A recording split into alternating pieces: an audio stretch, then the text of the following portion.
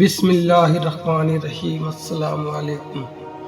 مدینہ میں مسلمانوں کو راتوں رات اطلاع ملی کہ مکہ کے کفار ایک بڑے لشکر کے ساتھ جنگ کے ارادے سے نکل چکے ہیں۔ نبی صلی اللہ علیہ وسلم نے فوراً تمام انصار اور مہاجرین کو بلایا اور ان سے دریافت کیا کہ اس صورتحال میں ہمیں کیا کرنا چاہیے۔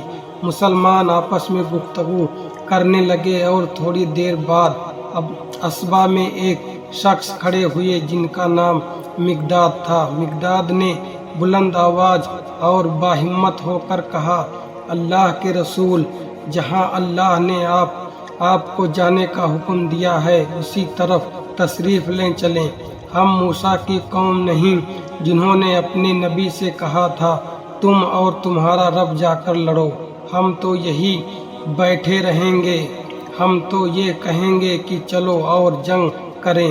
ہم آپ کے شان باز لڑتے اور اپنی جانیں قربان کر دیں گے۔ یہ 1 ہجری کا سال تھا۔ کفار مکہ کے ظلم ستم سے تنگ آ کر حضور پاک صلی اللہ علیہ وسلم نے آپ کے ساتھی یاسرین یعنی مدینہ سے آباد ہو چکے تھے۔ مکہ کے برعکس مدینہ میں لوگ بہت خوش تھے اور اپنے مشن میں خوب کامیاب ہو رہے تھے۔ مکہ کے کافروں اور یہ بات آنکھ نہ بھاتی تھی اور وہ حضور اور ان کے مشن کو ہمیشہ کے لیے ختم کرنے پر تلے بیٹھے تھے۔ انہوں نے ہجرت کے فوراً بعد مدینہ پر لڑائی کی تیاریاں شروع کر دی۔ قریش مکہ مدینہ کے مکر یہودیوں اور منافقوں سے بھی خاص باز کرنے لگے۔ کفار مکہ کے چھوٹے چھوٹے قافلے مدینہ کے آس پاس کے علاقوں میں گشت کرتے اور لوٹ مار کر کے بھاگ جایا کرتے۔ کئی بار چرگاہوں سے مسلمانوں کے ویشی کی ہانک لے جایا کرتے تھے۔ مکہ سے شام کی طرف ایک تجارتی راستہ تھا۔ اس راستے سے عرب کے تمام قابل تجارت سفر کے لیے شام جاتے، لیکن یہ راستہ مدینہ سے ہو کر گزرتا تھا۔ مکہ والوں اس راستے سے گزرنے والے تمام قافلے سے ٹیکس وصولا کرتے تھے، لاکھوں اشرفیاں کماتے۔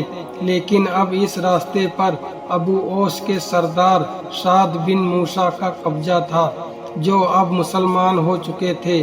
لہٰذا اہل مکہ اور مدینہ والوں کے درمیان کشیدگی بڑھتی چلی گئی، یہاں تک کہ ایک مکی سردار کرز بن جابر فریح نے مدینہ کے باہر مسلمانوں کے ایک چارگاہ پر حملہ کر کے رسول صلی اللہ علیہ وسلم کے مویشی لوٹ لیے۔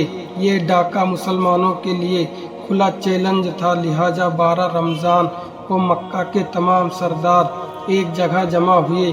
عتبہ، شیبہ، امیہ بن خلف، ابو جہل اور تمام سردار ابو سفیان کی سرکردگی میں 1905 افسر رات کو لے کر مدینہ کے جانب بڑھنے لگے۔ اہل مکہ نے فیصلہ کیا کہ اب مسلمانوں کا ہمیشہ کے لیے کام ختم کر کے ہی مکہ واپس آئیں گے۔ حضور پاک کو قریش کے عقدس کی خبر ہوئی تو آپ نے صحابہ سے صلاح مشورہ کیا اور 13 رمضان 2 ہجری کو 313 صحابہ کرام کے ساتھ مدینہ سے روانہ ہوئے۔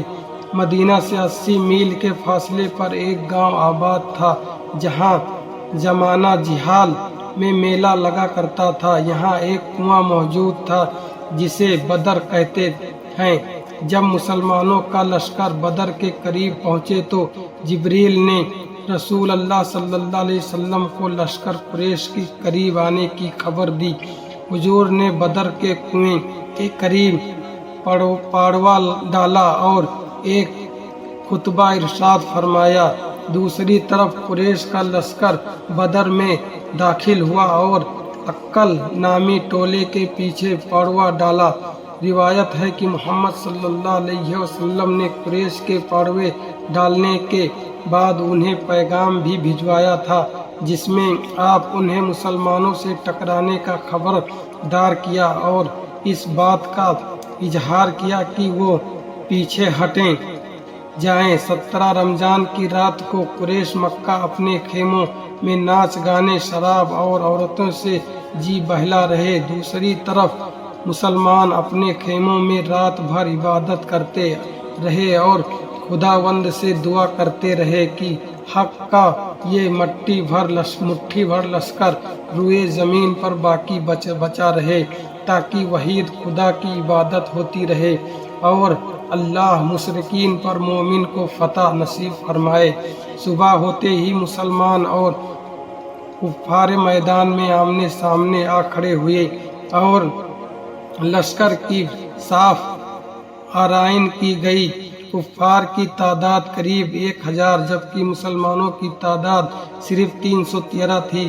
مسلمانوں کے پرچم کا رنگ سایہ تھا جو اکبر صحابہ اور امام علی علیہ السلام کے ہاتھوں میں تھا۔ قریش لشکر غرور اور تکبر میں چور تھے اور مسلمانوں اور خصوص بن ہاشم کے خلاف نعرہ لگا رہے تھے۔ مسلمانوں کے لیے یہ آزمائش کا وقت تھا۔ کفار مسلمان سے تعداد میں 3 گنا زیادہ تھے اور ہتھیاروں سے لیس تھے جبکہ مسلمان کمزور تھے، تعداد میں کم تھے اور گھوڑوں اور ہتھیاروں کی بھی کافی کمی تھی۔ لڑنے کے لیے صرف ایک چیز یعنی ایمان تھا۔ عربوں کا جنگی طریقہ یہ تھا کہ جنگ سے پہلے لشکر کے نامور بہادر آپس میں 2 ہاتھ کرتے تاکہ سپاہیوں میں بھی لڑائی کے جذبے ابھر جائیں۔ لہٰذا قریش مکہ کی طرف سے بنو اما سے عتبہ بن ربیعہ، اس کا بھائی شیبہ اور بیٹا ولید سامنے آیا اور مسلمانوں کو دعوت مباشرت 3 انصاری صحابہ سامنے آئے لیکن انہوں نے یہ کہہ کر مقابلے سے انکار کر دیا کہ یہ ہمارے ہم پلہ نہیں ہیں، ایسے بہادروں کو بھیجو جو اعلیٰ نسل سے قریش خاندان سے ہوں۔ چنانچہ نبی صلی اللہ علیہ وسلم نے حکم سے حضرت حمزہ، عبید اور امام علی مقابلے کے لیے نکلے۔ مقابلہ شروع ہوا اور چند لمحوں میں ہی حمزہ رضی اللہ تعالیٰ عنہ نے شیبہ کو جہنم وصیل کر دیا۔ ولید امام علی کے زلف کے نیچے آ گئے اور حضرت عبیدہ نے عتبہ پر بھرپور وار کیا جس سے دونوں زخمی ہو کر گر پڑے۔ لہٰذا امام علی آگے بڑھے اور لپک کر جوش جہاد سے تقریب کی آوازیں بلند ہونے لگی اور مسلمانوں کے حوصلے بڑھ گئے۔ جب جنگ کا آغاز شروع ہوا دونوں لشکر ایک دوسرے پر ٹوٹ پڑے۔ جلد ہی مسلمان کفار پر غالب آنے لگے۔ کفار کے لشکر تیگ ہونے لگے اور ایک ایک کر قریش کے تمام سردار قتل ہونے لگے جس سے دشمن کے پاؤں اکھڑ گئے۔ میدان بدر خوب گرم ہو چکا تھا۔ قریش کے مغرور سردار کے آج کٹ کر بکھر رہے تھے اور مسلمان خوب جوش ایمان سے وار وار کر رہے تھے۔ آخر نتیجہ یہ نکلا کہ کفار مکہ پیٹ پھیر کر مکہ کی طرف بھاگنے لگے۔ مسلمانوں کو آزمائش فتح نصیب ہوئی۔ مسلمانوں نے 13 مجاہدین شہید ہوئے جبکہ قریش مکہ کے 70 آدمی قتل کیے گئے اور 70 کے قریب قید بنا لیے گئے۔ غزوہ بدر کو 1400 سال بیت چکے ہیں لیکن اس کی یاد آج بھی مسلمانوں کو ایمان کو تازہ کر دیتی ہے۔ صدیوں بعد آج بھی مقام بدر کفار مکہ کی استفحاش اور مسلمانوں کے فتح کامرانی کی گواہی دیتی ہے۔ میدان بدر میں آنے والے قریش لشکر کی حالت یہ تھی کہ وہ اکڑا ہوا اور لوگوں کو نمائش کرتا ہوا بڑھ رہا تھا۔ اس کا ارادہ تھا کہ بدر میں لگنے والے میلے میں لوگ ہماری قوت دیکھیں تو پورے عرب میں ہمارے روب طاری ہو جائیں گے، لیکن جنگ जंग के गुरूर का सर नीचा कर दिया। मदीना में बुल ओस और बानु खजर कबाइल नहीं किया था और वो हवा का रूप देख रहे थे। 313 के हाथों 1000 कुरैशी सरदारों की शान उमान पर लातो मान उज्जा और हुब के कुवैत के खोखलेपन को वाज कर दिया। मदीना में मुसलमानों को रातों रात इंतिमा और इसी तरह मुसलमानों को फतह नसीब हुई। दोस्तों, अगर हमारी ये वीडियो अच्छी लगी हो तो आप लोग ज़रूर हमारे चैनल को सब्सक्राइब करें।